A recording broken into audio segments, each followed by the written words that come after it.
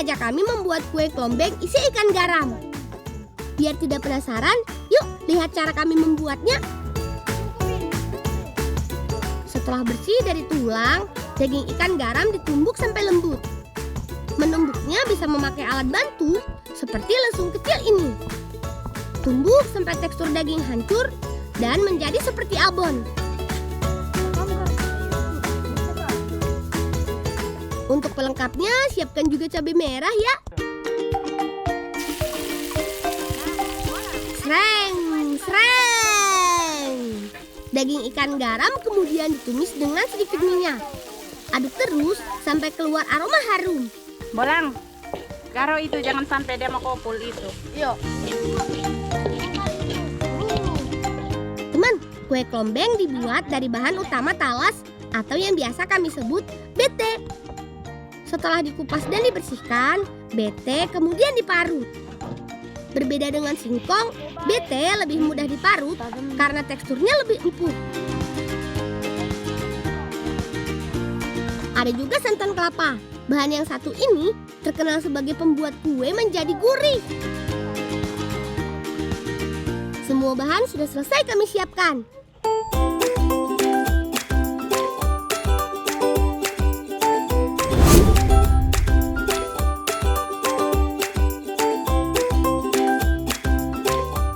Sekarang saatnya membuat adonan kulit kelombeng. Campurkan bete parut dengan santan kelapa.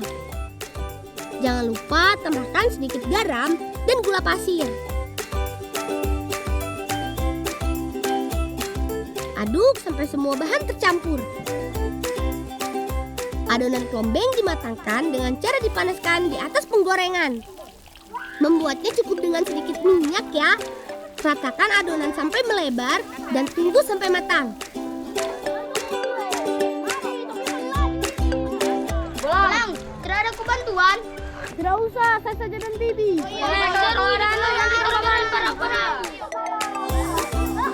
Caranya mirip seperti membuat kulit lumpia.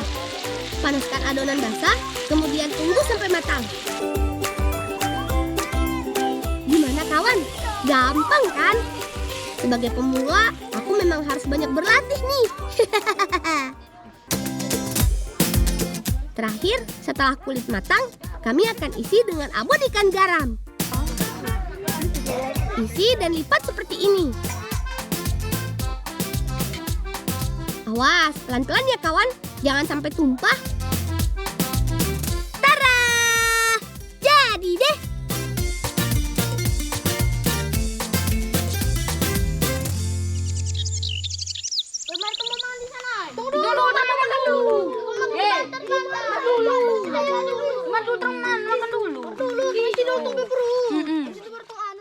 Ini dia teman, kue kelombeng isi ikan garam.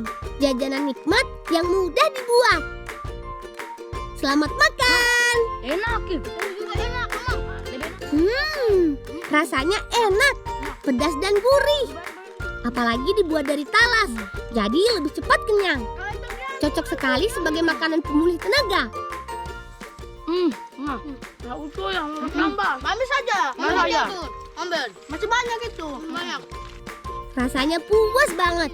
Kalau begini sih, tidak perlu lagi beli jajan di warung. Betul kan kawan? Bolang kita tuh pergi mau mandi. Kau buru-buru tuh pergi teman terus tuh buru-buru tidur. Tidak akan tidur, ada di sana tetap. Kita bisa tidur. Tidak akan tidur. Kasur dulu itu kelombeng di perut.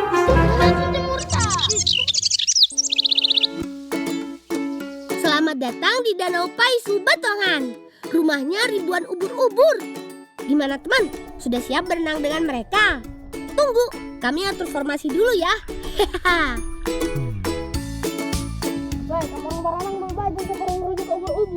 Yo. Sebentar dong mati. Yo. 1,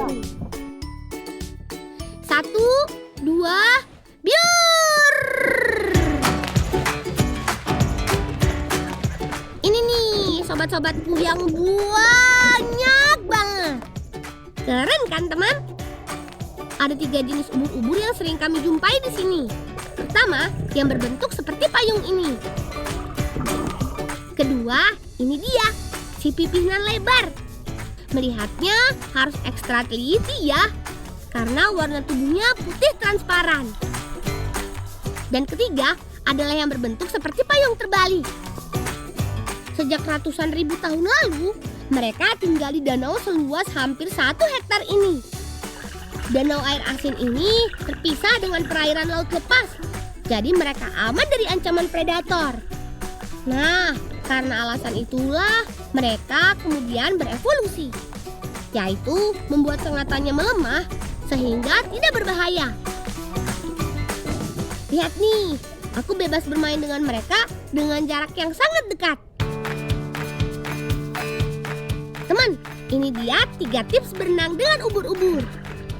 Yang pertama, berenang tanpa menggunakan tabir surya. Kandungan zat kimia pada tabir surya dikhawatirkan dapat membahayakan keselamatan ubur-ubur. Yang kedua, berenang tanpa memakai kaki katak, karena bisa membunuh ubur-ubur. Tentakel ubur-ubur sangat empuk, karena 95% tubuhnya terdiri dari air dan tidak punya tulang belakang, sehingga mudah hancur jika terkena benturan benda keras. Dan yang ketiga adalah memilih waktu yang tepat. Biasanya ubur-ubur banyak berenang di permukaan saat matahari bersinar redup, apalagi setelah hujan turun. Jadi, kapan nih teman di rumah mau datang kemari? Jangan lupa kabari aku ya.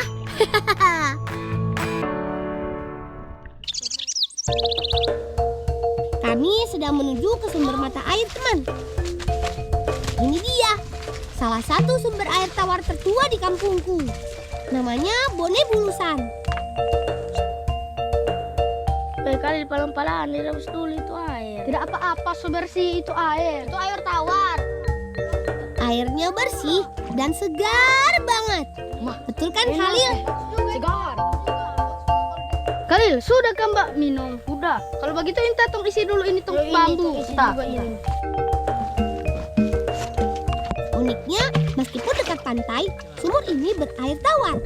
Biasa dimanfaatkan untuk keperluan rumah tangga. Bisa untuk minum dan memasak. Bukan cuma milik warga kampung buang-buang. Pada musim kemarau, banyak warga dari kampung lain datang mengambil air kemari.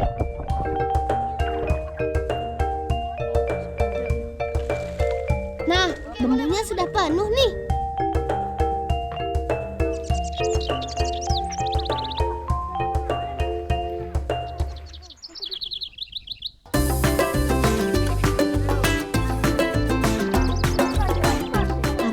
Kamu yang jaga bambunya ya, jangan sampai airnya tumpah. Teman, kami akan membawa air ini ke Pulau Pelelan, atau biasa kami sebut Pulau Lampu, yaitu pulau tempat pamanku ditugaskan untuk menjaga mercusuar. Beberapa hari sekali, kami biasa pergi ke sana untuk mengantarkan air tawar. Air adalah sumber kehidupan. Ya, betul sekali kawan.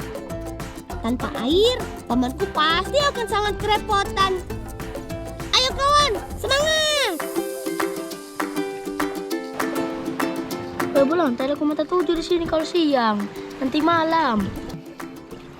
Memang kayak tidak kita kelihatan, tapi dorang ada di bawah batu ini.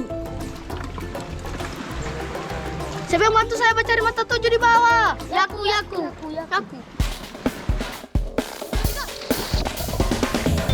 Teman, sebelum kami lanjutkan perjalanan, kami mau mencari sumber perbekalan.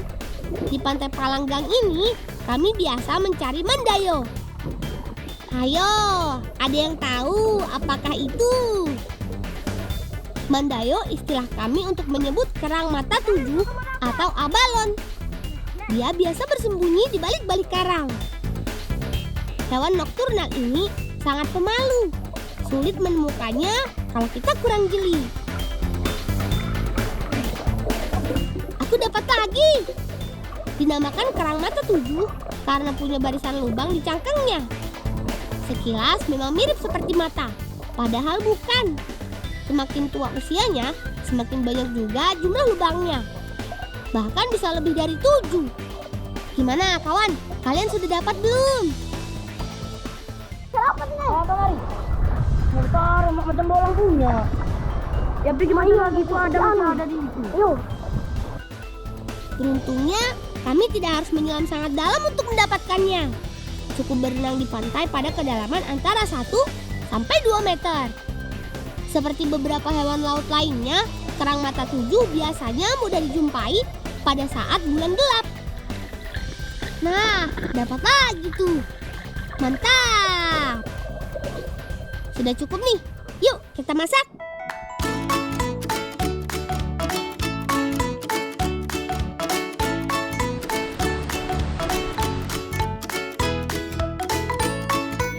Teman, aku punya tips memasak kerang mata 7. Jadi sebelum diolah bersama dengan bumbu, rebus dulu sampai matang.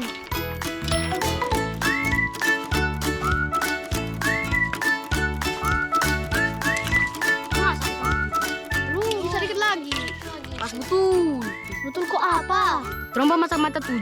Sebentar sebentar tayang di tar 7. Oh iya betul. Betul. Wah, kamu bisa aja, Lil. Teman, selain membuat daging empuk, setelah direbus akan lebih mudah melepas cangkangnya. Jangan lama-lama ya, cukup 20 sampai 30 menit saja.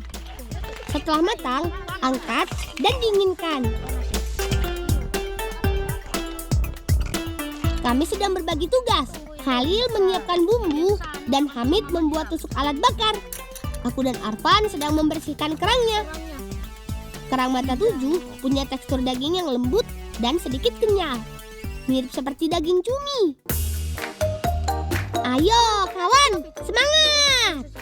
Ada banyak sekali menu masakan yang bisa kita buat dari bahan daging kerang mata 7. Bisa dimasak kuah dan juga bisa ditumis dengan bumbu pedas. Tapi kali ini kami mau mencoba menu baru. Namanya kerang mata 7 pedas panggang. Ya, mirip seperti sate.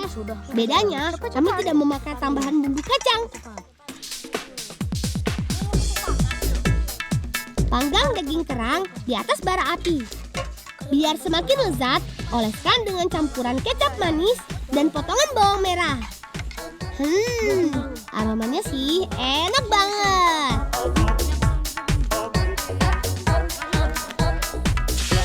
Terakhir, kami akan memasak daging kerang bersama dengan bumbu. Tumis bumbu. Sreng, sreng.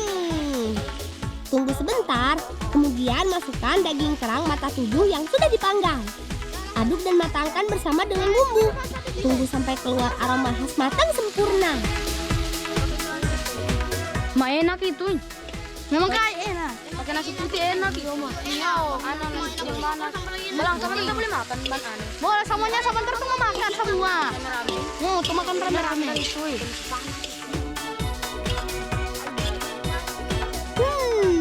Sudah tidak sabar ya. Jangan lupa bumbu pamungkasnya. Perasan jeruk nipis. Kelihatannya sih enak. Semoga saja paman suka dengan masakan kami ya, teman.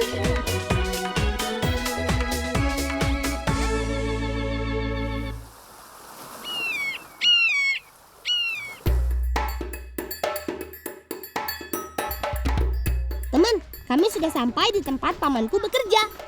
Paman bekerja sebagai petugas penjaga menara suar atau yang disingkat mercusuar. Ayo coba Pak. Ada apa ini? Kamu akan pasang air bersih nih. Dan makanan siang. Repot-repot nih. Tidak kayak repot basang. Sekalian tadi tong cari kerang mata 7, baru tong masak-masak di pantai. Sama-samanya sama teman-teman. Kerang mata 7 ya? Iya. So, pasti enak itu. Ya, mari kita makan sama-sama.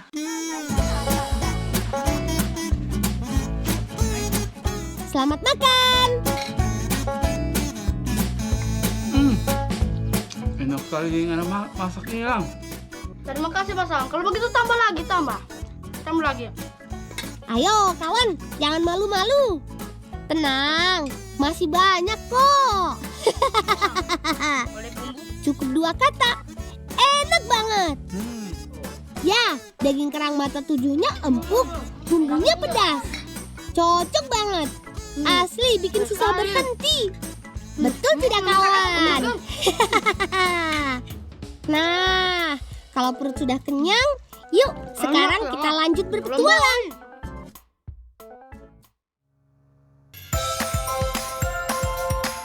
Aku penasaran sekali, pengen mencoba naik ke atas mercusuar.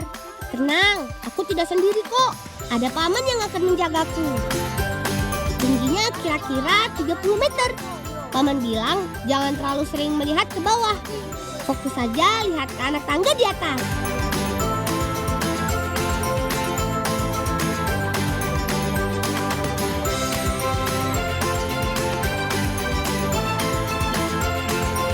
Teman, setiap hari paman bertugas memastikan lampu mercusuar berfungsi dengan baik. Selain balon lampu, paman juga rutin memeriksa air aki sebagai sumber tenaga listriknya. Lampu mercusuar tidak boleh padam karena fungsinya sangat penting, yaitu membantu navigasi kapal laut.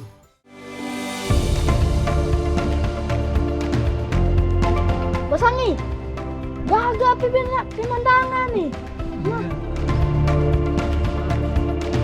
Wah, seru banget teman. Dari atas ini aku bisa melihat pemandangan yang indah banget. Ini pengalaman pertama yang tidak akan aku lupa. Terima kasih paman sudah mengajakku kemari.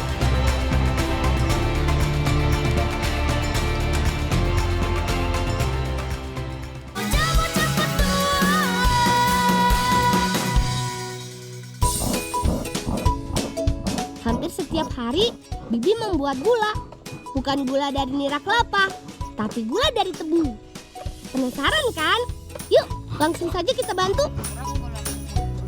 Kupas semua kulit tebu agar mudah diambil airnya. Dalam sehari, Bibi bisa menghabiskan sampai 4 ikat tebu. Banyak juga kan? Cara memeras air tebunya lumayan unik loh. Memakai alat tradisional yang terbuat dari bambu. Bambu diberi lubang di bagian tengah, lalu batang tebu dijepit memakai batang kayu. Bagian ujung bambu sengaja dibuat runcing agar aliran air perasan tidak tumpah kemana-mana.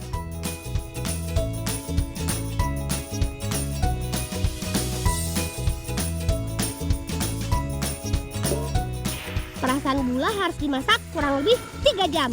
Lumayan lama juga ya. Api untuk memasaknya harus dijaga agar tidak padam.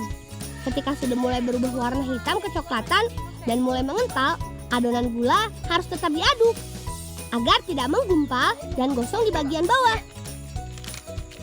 Kalau sudah mulai mengental, lalu cetak gula memakai batok kelapa. Hati-hati ya menuangkan kecetakannya. Adonan gulanya lumayan panas loh. Ayo cepat tuang semuanya. Adonan gula akan mengeras ketika sudah mulai dingin. Teh, siapa itu? Oh, tomaluku jaka ni bolinu kaluku antegola. Wah, pas banget. Siang-siang gini, Bibi bikin cemilan yang mengenyangkan. Kue tomoloku berbahan dasar ubi jalar yang dipotong tipis-tipis dan direbus. Biasanya diberi taburan parutan kelapa dan sedikit gula tebu yang masih cair. Jadi nggak perlu makan nasi, dijamin perut kita kenyang. Hehehe. Bolang, saya gola beka karuam. Terima kasih teh. Kasih teh. Friend, jadi panggilnya saya. Iya. Nah, gula tebu ini akan kami masak memakai durian. Yuk, langsung kita bawa saja teman.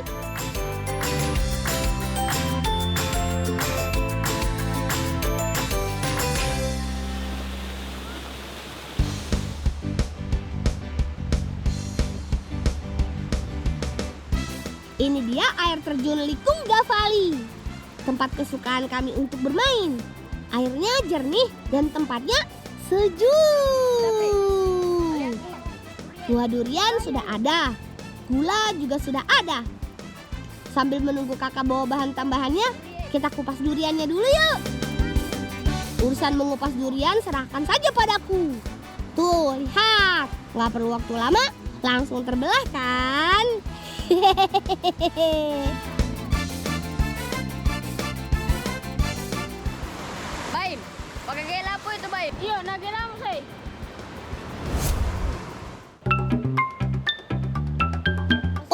Jangan lupa campurkan gula tebu ke durian yang sudah dikupas. Masak sampai semua gula larut dan tercampur dengan durian. Kuah durian ini akan kami makan dengan singkong. Bulang, rifamu tuh kasih bulang. Dari kawan tuh kasih. Toga, kemana gol Toga? Nah, akhirnya yang ditunggu datang juga. Ayo, Kak, bawa ke sini singkongnya. Kami sudah lapar nih. Singkong ini hasil panen dari kebun sendiri loh. Lumayan besar-besar kan?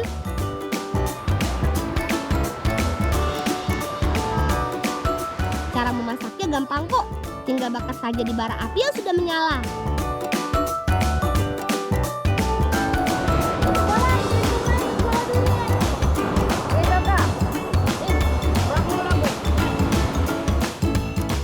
Nah, sudah matang nih.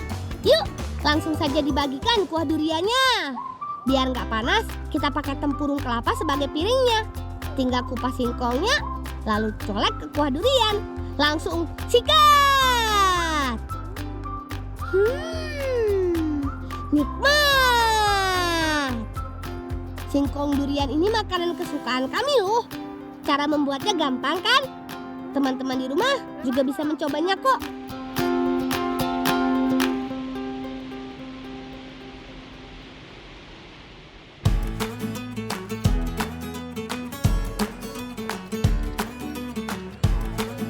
Ayo, dayung teman-teman, semangat! Hari ini kami akan memeriksa Bagan. Bagan adalah tempat jebakan ikan berukuran besar. Kami biasa menyebutnya serong. Ayo, sedikit lagi kita sampai, teman. Tuh, lihat. Serong paman besar sekali kan? Semakin besar dan lebar, semakin besar juga peluang mendapatkan ikannya. Memasang serong juga tidak bisa di sembarang tempat. Memasangnya harus di posisi yang tepat di jalur ikan mencari makan. Lang, ada cuma tuh lang. Cuma itu. Narasa itu nih po apu bolang. Narasa. Untuk mengambil ikan yang terperangkap, kita harus membuka tali utamanya dulu. Tali penguncinya ada banyak loh. Jadi, kita harus tarik bersama-sama. Jangan sampai ada tali yang terlepas ya. Satu saja yang terlepas, bakalan hilang semua ikan tangkapan kita. Nah, ini dia hasilnya, teman. Kalau lagi beruntung, paman bisa mendapatkan ikan sebanyak 2 gerobak besar dalam semalam.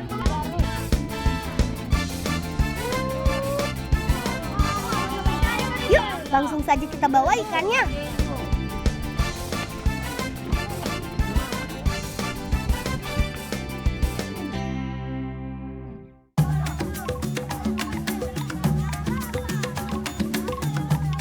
Agar lebih cepat sampai tujuan, kami menumpang gerobak sapi.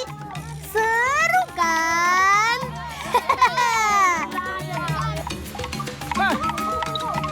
Kayak mana tampalan lampan jauh? Di tanpa lampa. Naku agak bawa ke sako di kini miu. Nah, berpura saka ya. Oh, iya. Jadi anak deh. Ada bocor saka deh. Oh, iya.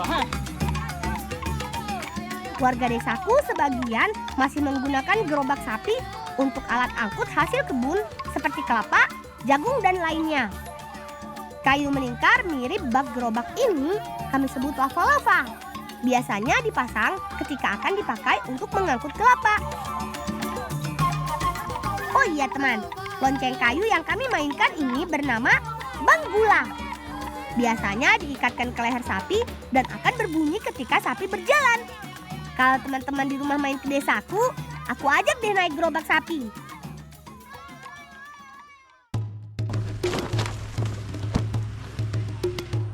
Sebelum sampai di tempat pembuatan lalampa, masih ada satu misi lagi yang harus kita selesaikan. Yap, kita harus bantu Bibi mencari daun pisang untuk bungkus lalampa. Di kebun paman ini ada sekitar 50-an batang pisang yang daunnya siap diambil. Tenang saja teman, mengambil daun pisang tidak akan membuat pohon pisang mati. Asalkan kita sisakan beberapa daun mudanya.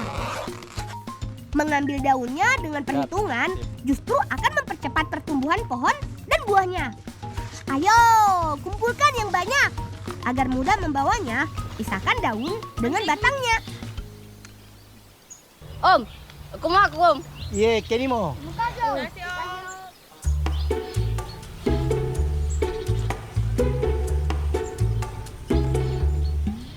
Sabri, Rifa baim pangan. Hari ini ke bolang. Siya sana ni baim.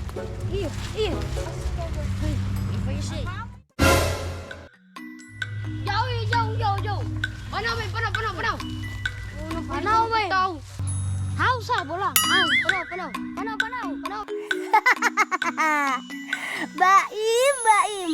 Ada-ada saja temanku yang satu ini.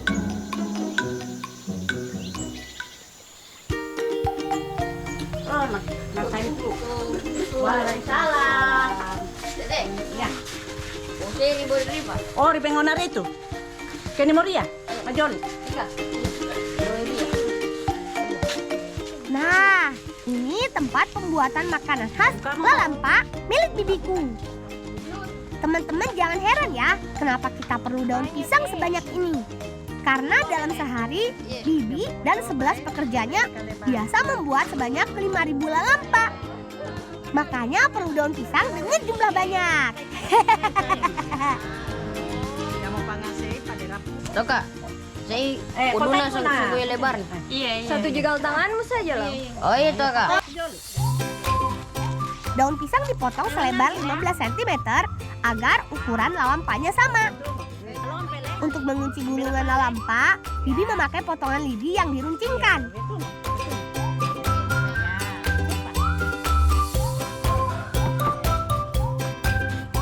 Saatnya mengukus ikan cakalangnya, teman. Mengukusnya sekitar 30 menit. Pengukusan bukan untuk mematangkan, tapi agar lebih mudah melepas daging dan tulangnya.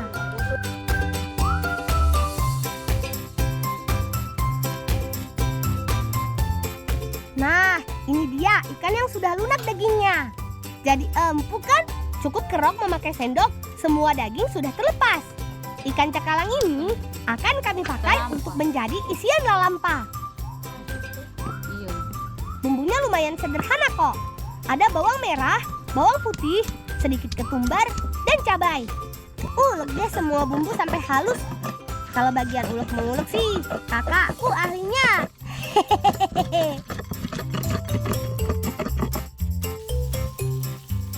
Teman, membuat abon ikan itu lumayan lama loh. Suiran daging ikan cakalang dan bumbu dimasak dengan api sedang. Kurang lebih 4-5 jam sambil terus diaduk agar tidak gosong.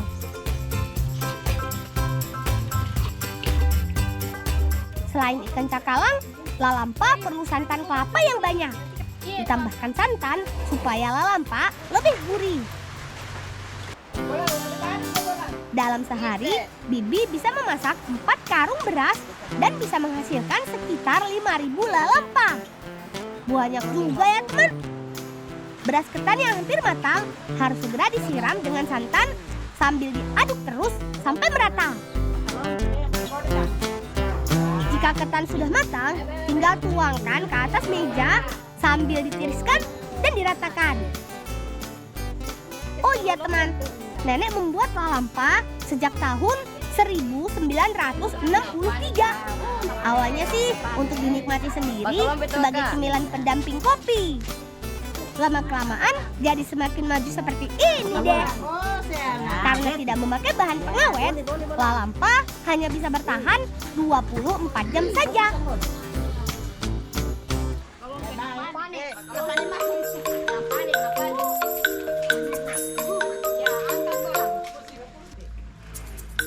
Pulang, nasi lembuan aku pulang. Kami mau.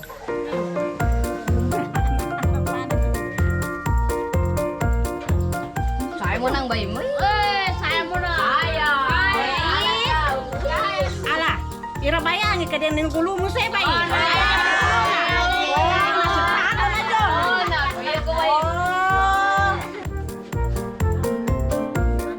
Nah, sudah banyak lalampa yang jadi.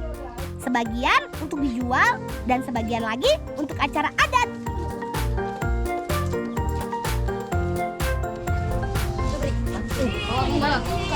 Dede, gabung kalau kami Dede. Iya. Salam enak.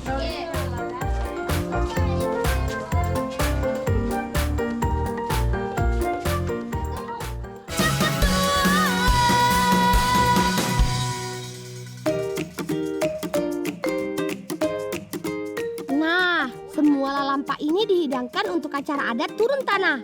Di desaku, semua anak yang baru lahir harus melewati tradisi ini. Biasa dilakukan untuk adik bayi yang belum berumur setahun. Ada banyak kue yang disajikan. Salah satunya lalampa yang wajib ada. Agar lebih nikmat, harus dipanggang terlebih dahulu. Tapi jangan sampai gosong ya. Hehehe.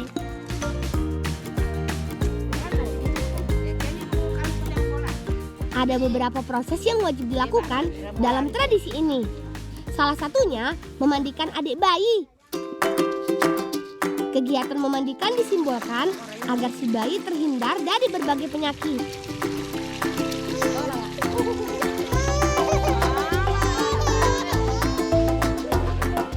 Sedangkan acara jalan menginjak tanah yang dilapisi daun kelapa bertujuan agar anak lancar berjalan.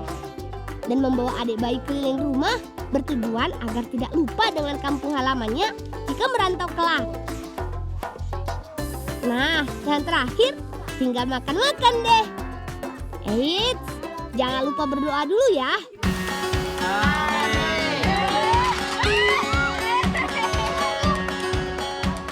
Ya, Baim sama kakak malah berebut telur.